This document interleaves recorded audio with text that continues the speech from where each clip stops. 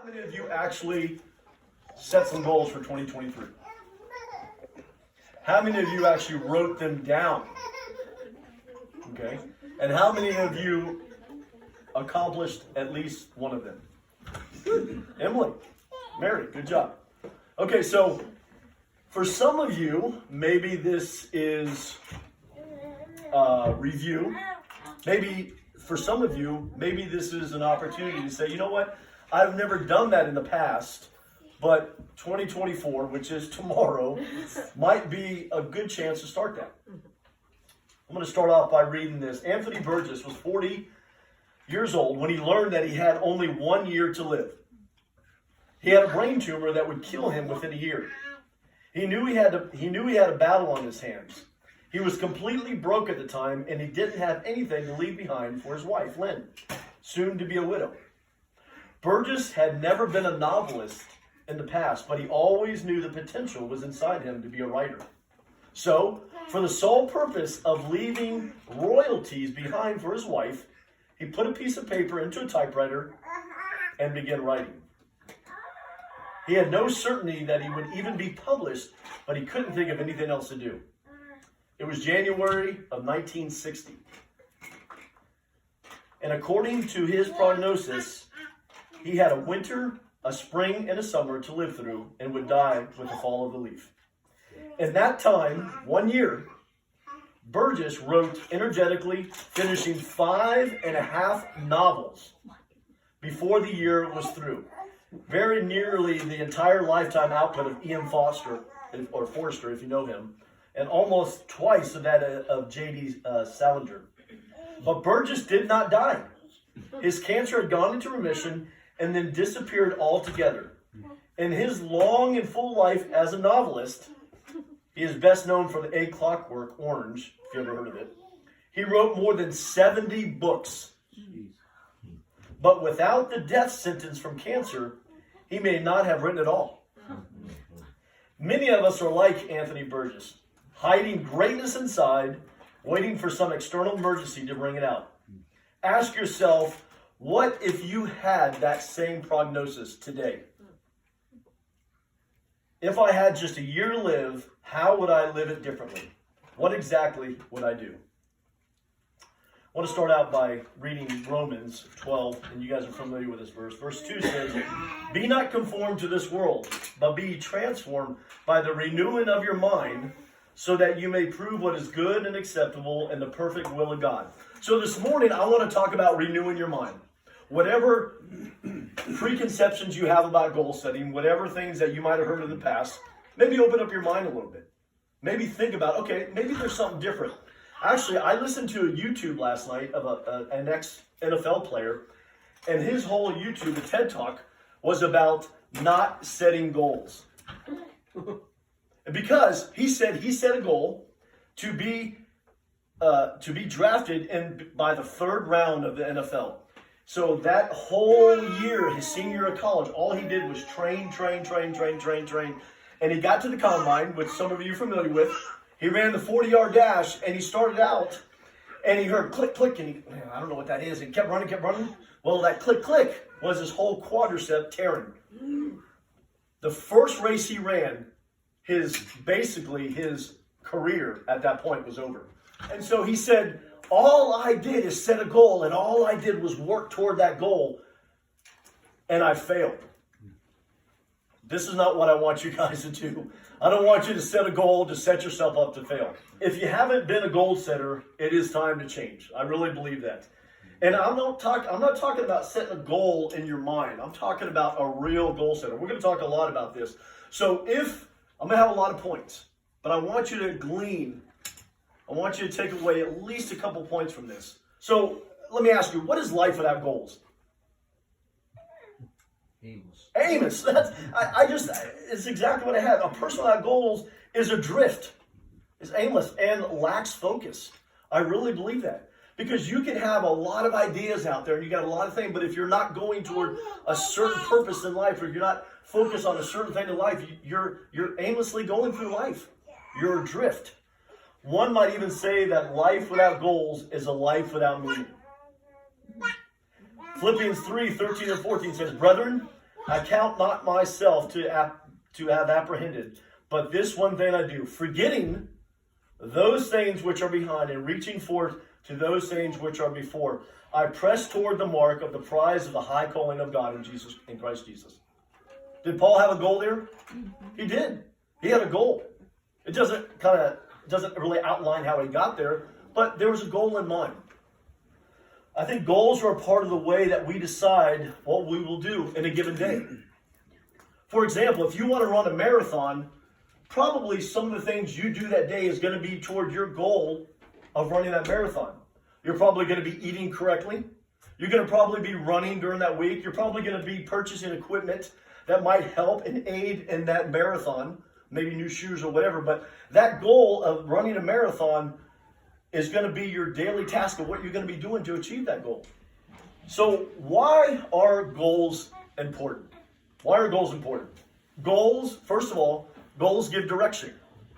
Goals give direction. Proverbs 6:6-9 says, "Go to the ant, you sluggard. Consider her ways and be wise, which having no guide, overseer, or ruler, provides her meat in the summer and gathers her food in the harvest. How long will you sleep, O sluggard? When will you rise out of your sleep?" As defined, goals give a target and something to aim at. You know, a wise man, and Chris has all the sayings here, and he could probably quote this. A wise man once saying, if you aim at nothing, what is the rest of it? If you aim at nothing, you hit it every time, right? That's right. Because if you aim at nothing, you'll always hit it. And that's the idea of setting goals. Goals give direction. We don't achieve all our goals in life, and we probably won't achieve all our goals in life. But we still need to set them, and we still need direction in our lives. Goals also, number two, goals also help you choose your activities. All right, say you want to improve your golf game. You say, oh, you know what? I would be a better golfer if I had better equipment. You know, maybe some people say that. If I had a better putter, a better driver, I would be a better golfer. So we know that golf equipment is expensive. If you've ever priced one of these drivers or putters, they're very expensive. So Luke would say, all right, I want to be a better golfer. I want to buy that driver. So I'm going to work overtime a lot so I can afford that, not to take that out of my budget. So the goal here to give direction or to choose your activities, wouldn't it be more profitable maybe to spend more time playing golf and perfecting your game with equipment you have than to be working all this overtime to buy equipment that might improve your game a little bit? So goals help you choose your activities, but don't get so focused on the direction that you give up what you're really going for there. When you keep your goals in mind, it will help you determine what the most important activities are to you. Okay, so goals give direction. Goals help you choose your activities. Goals motivate. All right, goals motivate. Goals offer an incentive to work longer and harder. I set goals so I know to work harder at something. There will be an actual reward of achieving your goal if you set it. You know, there's some people that make a list just to check off the items on your list. You know, and it might be, listen, amen. Get out of bed, boom, that's it. You know, brush my teeth, boom, another one. If you got 20 things on your list, you can check them all off. And if you've ever gone through a Franklin Covey course and marking off and doing your list and everything else, one of the things is, listen, make things attainable on your list that you can mark off. Don't push everything to the next day and then everything to the next day and everything to the next day. Goals motivate, and it does. If Colleen makes a list in the morning and she has things to do throughout the day, it motivates her to keep busy and to do those things and not to sit around and just to be lazy. So goals do motivate. Goals provide mile markers. When Emily got in her accident a few years ago, she came up the bank from flipping her vehicle, and she called us, and she called 911, and they asked where she was, and what did she say? What mile marker are you near? Do you remember the mile marker? 108, right? 108. And that's how we identified it too. So goals provide mile markers. Emily provided a mile marker to us, so we knew exactly where she was. She also 911, they knew exactly where she flipped and did that. So goals do the same thing. Your goals are based on objectives, but objectives are basically bigger, more generic goals. Everybody can have an objective, right? We might consider them lifetime goals. An objective may or may not be something that's achievable. Your objective might be to become a best-selling author. That's a lofty goal. And that's more of an objective. So you really need to break that down. Your goals will serve as a marker. One of the first goals required for that to be a best-selling author would be what? You first need to do what?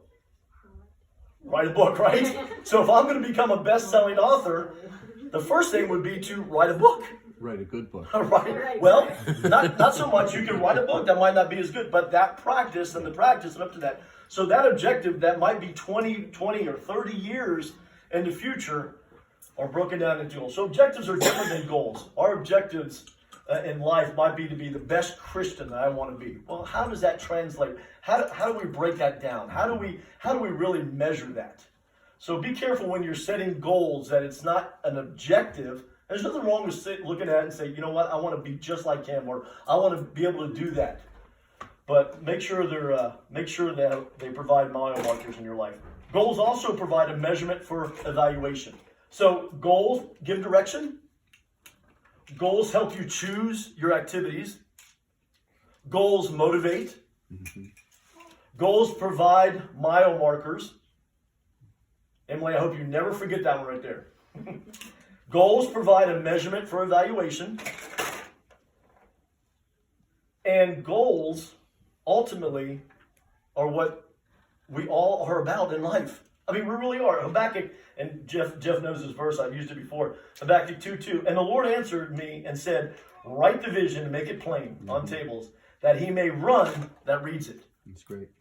So it was written down as Habakkuk 2:2. Habakkuk. You won't achieve every goal that you set out, and that's okay. And let me tell you, I don't care what you've been accustomed to in the past. You can start even today to change that trajectory. Amen. So whatever you had in your life in the past, if your parents never set goals, so what? Start now. It's a new year. Start now. Even, like I said, even if you get a couple of these points, start now. It's very important. Don't just say, oh, you know what, I got this goal in my brain, and this is what I'm... No. We're going to talk about it. We're going to talk about the classification of goals too. One of the most important parts about setting a goal is to know how to classify it. This makes sure that your goals have realistic time frames, and it may make you break up larger goals into smaller ones. Because my desire is for you to make large goals. You know, maybe almost unattainable, but not that high. You want it attainable. While the end goal will always be something large, even if simple, for example, live to see my grandkids grow up. That is one of my goals. I often go back to the verse that says, children, obey your parents, that your life may be long upon this earth. Unfortunately, I did not obey my parents very well, so I don't know how long my life is going to be on this earth. I pray for the grace of God in that area. I pray that the Lord allows me to let me live long enough to see a lot of my grandchildren grow up, and to see them, Lord willing, to go on for the Lord. To see that next generation step into this world to be a beacon and a light for them, and hopefully not to fall into the world and just be consumed and eaten up by them. So while the end goal would be for me to live, for example, there are numerous goals in between are now and accomplishing that goal, right? So my short-term goal in that would be maybe to eat healthier, or maybe to take care of myself, or maybe to do things that I know that are going to help me live in the physical life longer. And I'm trying to obey my parents, but they're not around anymore, so I can't go back to that anymore. So the classification of goals. The first one is short-term goals. Short-term. Short-term goals are ones that can be achieved in 1 to 2 years. 1 to 2 years. New Year's resolutions would fall into this category. How many of the world tonight or tomorrow will make New Year's resolutions? I guarantee you this week, the gym will be packed when I go there this week. And for the next couple weeks, that gym will be overtaken by a lot of newbies. But you know what? In 1 month, it'll be back down to where it was. Because some of these goal setters are just in their mind. They're like, you know what? I need to do this or I need to do that. But they really haven't set them properly. A short-term goal is something that you plan on spending a lot of effort to achieve in the near future. A lot of effort for a quick thing. A lot of short-term goals are personal in nature, but they can also fit in a long-term plan. If your objective is to watch your grandchildren grow up, that might involve, like I said, living a healthier lifestyle, or so I can hopefully live that long. A short-term goal would be maybe it's to lose 20 pounds. Maybe you're 100 pounds overweight. Stephanie, if you lost 100 pounds, you'd be about what, 5 pounds? Nothing. Nothing, okay. I would say nothing. So you'd be nothing. So that would be a good goal for you. But say you're 100 pounds overweight, but you break that. So 100 pounds, maybe for some people, it wouldn't be that healthy to lose 100 pounds all in 1 year.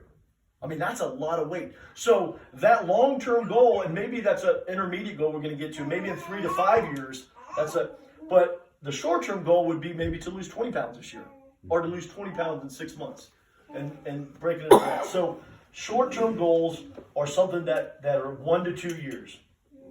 Next, intermediate goals. So short-term goals, 1 to 2 years. Intermediate goals would be achievable in the next 2 to 5 years. So remember these, short-term goals, 1 to 2 years. Intermediate is 2 to 5 years. They also can contribute to your long-range goal. These goals will contribute because you break them up into these for your long-term goals. These goals might also stand alone. For instance, you may know that your car is getting old and it might not survive for a few more years, more than a few years. Our short-range goal could be to save money for your inevitable next car purchase. This might not have anything to do with your long-term goal other than you need your vehicle to accomplish other goals, right?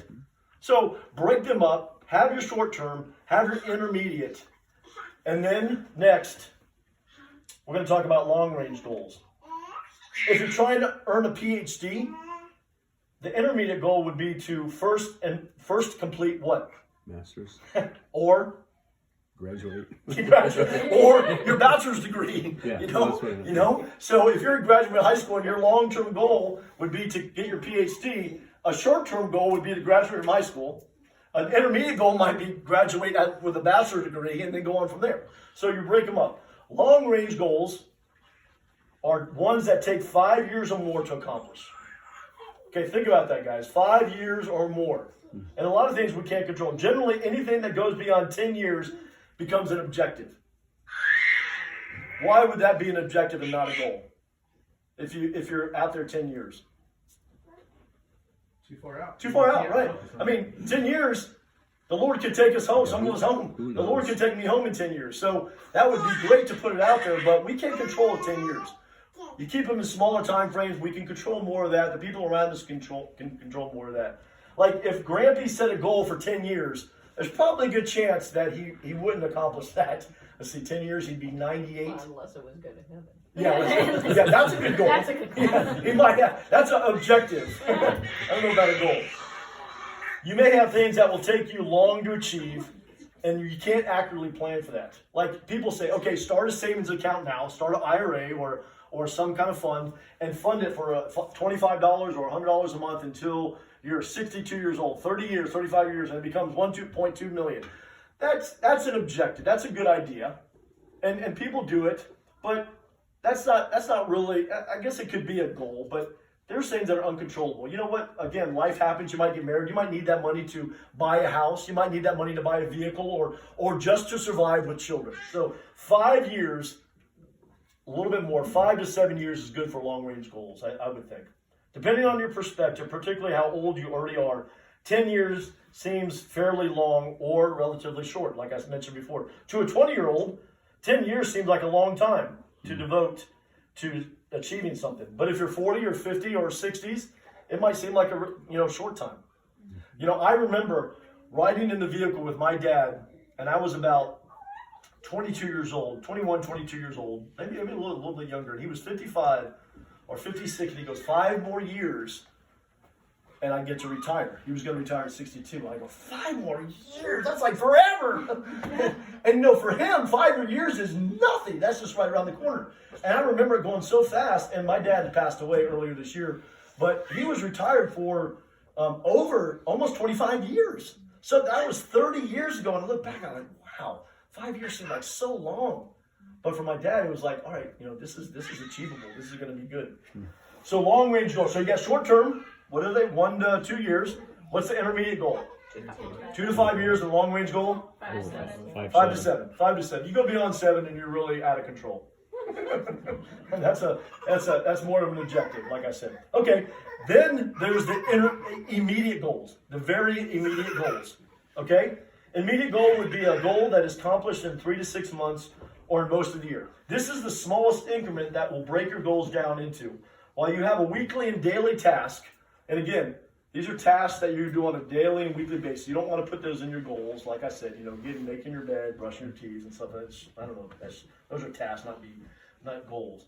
Immediate goals, by nature, are actually longer term than this because of the characteristics of the goals, which are examined shortly.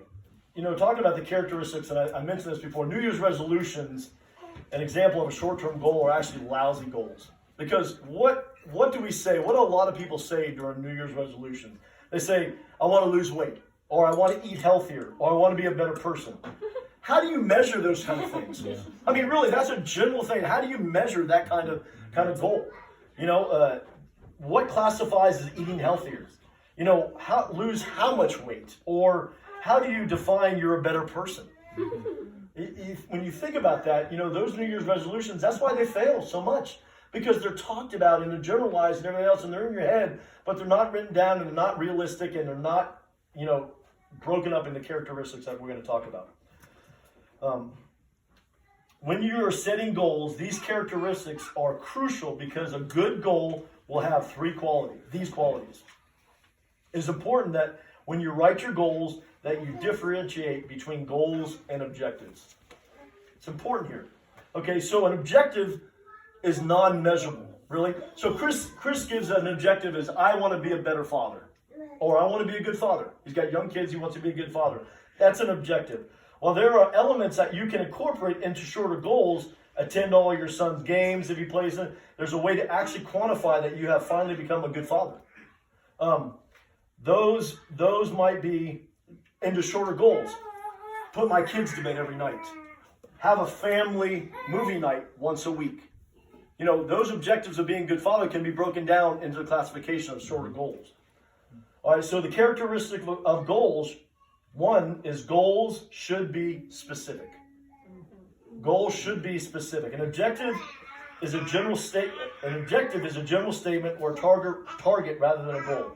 If you find your initial goal to be too general, the best way to make it more specific is ask this question. What would this look like? Or what would it take to accomplish this? Those are the things. So change that objective of being a good father into short-term goals. So to be a good father, like I said, your goals may include going to every sports game, having one family movie night a week, or tucking your child in every night and reading them a story. A bad goal would be tuck my child into bed as much as possible. Because really, what's much as possible? Again, we go back to that. Is it once a week? Is it once a month? When I'm home, or when my wife nags me about it, I better do it. So those objectives are not goals. Break them down. So goals should be specific. Okay, so secondly, goals should be specific. Goals should include a measurement device. And we talked about this. Including a measurement device is one more step in becoming specific. Your goal should have a way of measuring whether you have succeeded or whether you have not succeeded. A measuring tool. Continue with the examples above. Like I said, you can determine very easily whether you attended all your child's games or had a family movie night every week. If it's just have a family game night, was it accomplished? Have you accomplished that twice a month? Were you successful? Was it a success or a failure if you did it most weeks? So it should have a measurement device. If Chris is going to say, I am going to have a movie night with my sons, just me and my sons, at least twice a week, and again, I'm just throwing stuff out there, then that's twice a week, you say, let's break it down a little bit further. We're going to do it on Mondays and we're going to do it on Thursdays. Mm-hmm. And that's a measurement tool right there. So every Monday, they look forward to, well, I'm going to spend some time with, and it's not just a movie night. Maybe it's go out into the garage and we're going to lift weights for 20 minutes, just me and the boys. It's a Monday and a Thursday. Well, they look forward to that time, especially when they're young, but it gives you a measuring device or a measuring tool to say, okay, every Monday and every Thursday on my goal set, we're going to do this.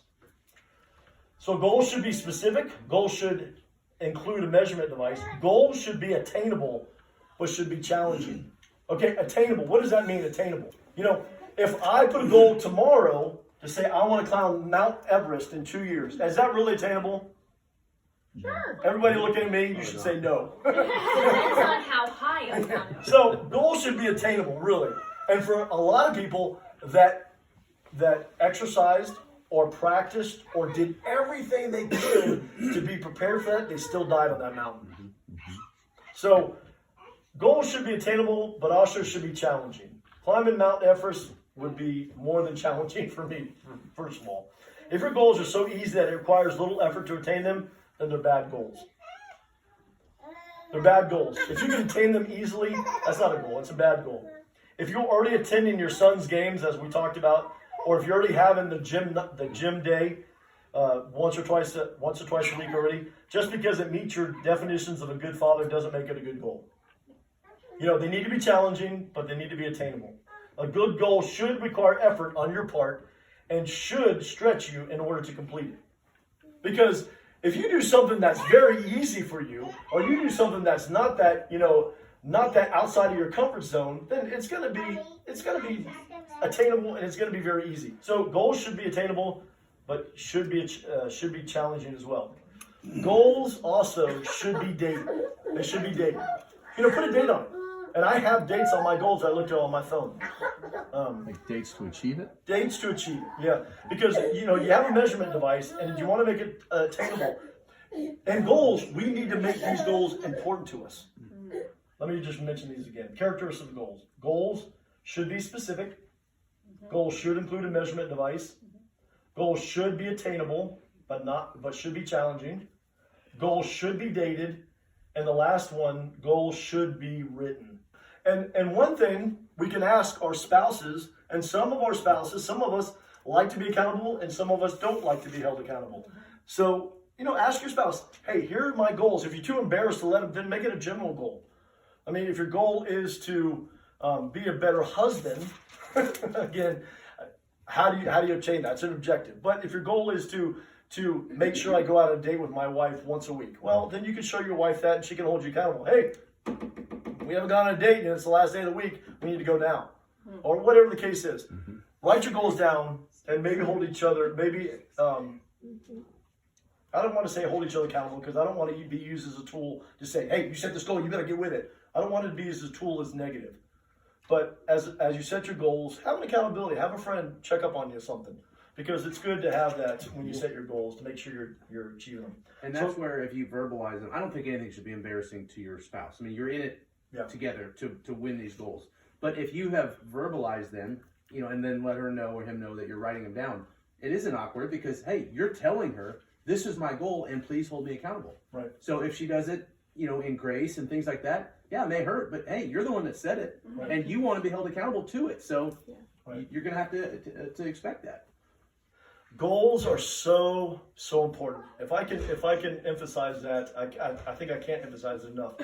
Some of you, and really, I want you to be honest with yourself. You don't have to raise your hand, but if you haven't set goals in the past, make it a point this year, even if it's only 2 or 3 goals, physically and spiritually, set those goals.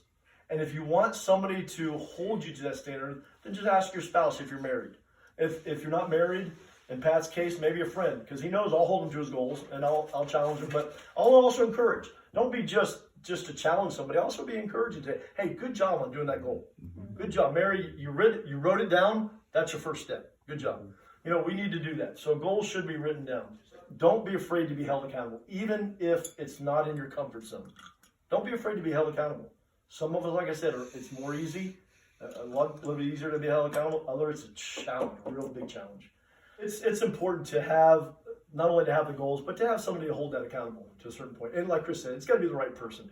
But look out for that. It's very important to have that. But the first step would be to start with your goals.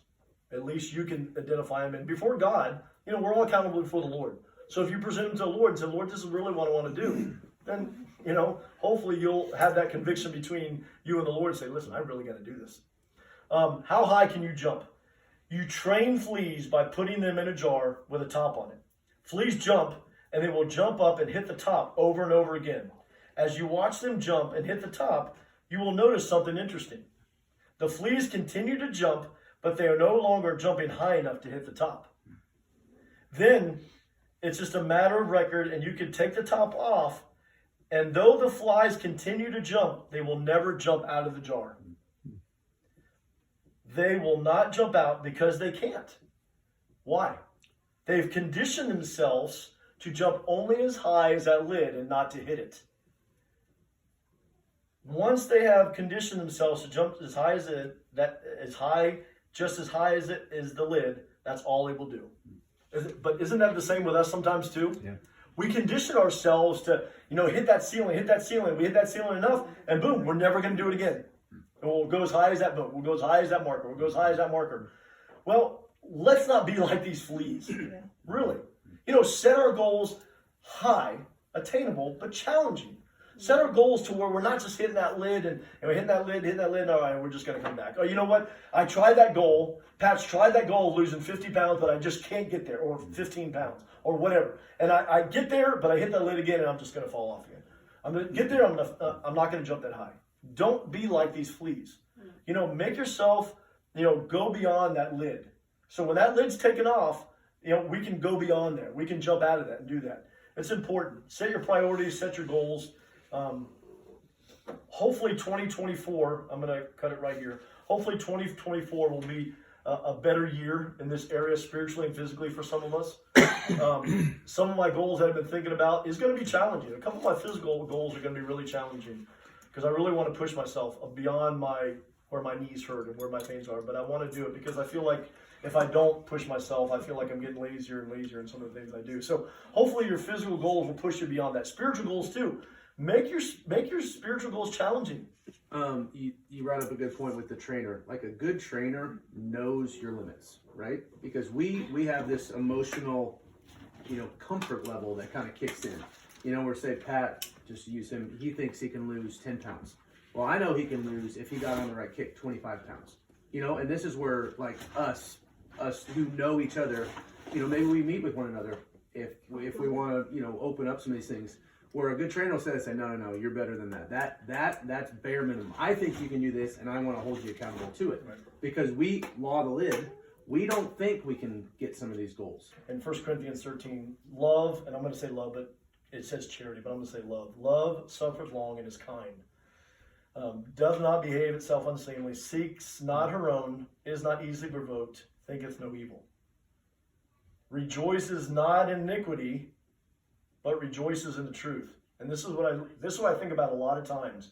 And I do love Colleen. I love her with all my heart, but there's times that I'm like, frustrates me or whatever. And she's probably the same thing. But I think of 1 Corinthians 13 a lot because it says, bears all things, believes all things, hopes all things, and endures all things. So if that's love, like we're supposed to be setting an example for and hopefully a goal for, maybe that's one of our goals. And everything that our spouse does, we need to bear it. And we need to believe. We need to believe that. We need to hope, and then we need to endure. And sometimes I have little patience when it comes to that. And I need to remember, what did Christ do for us? Christ had a goal in mind, didn't he? And we talked about it this morning. He had a goal from the foundation of the world. You're going to die on a cross for the people that don't even love you, the people that you heal. But it was more than an objective. It was a goal. It was really, a short to intermediate goal, 3 years. His goal was to evangelize, pick some disciples, heal some people, and then ultimately die. So Christ did that for us. I think what we can do on a daily basis is to, be a good example for him in spiritual. Set our goals spiritually, set our goals physically. And I'm going to challenge you to do that this week. All week. Next Sunday, I'm going to ask a bunch of you, have you set your goals? And if you tell me yes, I want to see at least 1 or 2 of them written down in your phone. Everybody's got a phone. Put them in your phone. That's why I have them all the time, because I can just go, oh man, that's my goal. I'm not really doing really well. I need to get on that. Write your goals down this week. Make it attainable, make them challenging. 3 or 4 goals. Luke, do you set goals now? If you don't, set them now. 2, 3 goals. 2, 3 goals each to start out with. And make it. And if you reach the goal in 6 months, intermediate goal or short-term goal, then set another one for the rest of the year. Okay, any other comments before we pray to eat? Caitlin, you got any comments? Anybody else? That verse, I just thought of, the double-minded man is unstable in all his ways. I mean, if you don't have goals, you are double-minded, right? Because that's the objective is to have one mind. And you brought up the Lord Jesus. He had a literally lifetime goal. That was his goal, was to go to the cross, fulfill the Father's desires, and that's exactly what he did, perfectly. Mm-hmm. And so, yeah, if we are not, if we're not putting goals out consistently, to run after, we're unstable. And we're going to be unstable for other people as well. Right. And you can't give what you don't have. So you're not going to give any advice to anybody if you have not been there already. Right. Nobody's going to listen. Right. And so that's why we have to be experts in this field. Not necessarily, my goals can be different than yours and vice versa, but we need to be going somewhere and accomplishing something. There's another good verse. I think I wrote something on it last week. It's in the Proverbs. He who is full loathes honey, but to him who is hungry, everything bitter is sweet. Oh, wow. And so that's like the bitter is these obstacles in the way of your cold plunge or whatever your goals are. Like, I don't want to, or it's uncomfortable, I'd rather sleep in, or whatever it is. Well, listen, if you're hungry for something, I don't care what gets in your way. If you've got a goal that you want to reach, you're going to obtain it, right? Yeah. To he who is hungry, everything bitter is sweet. Doesn't matter. Okay, anything else? All right, let's pray. Father, thank you again for this time.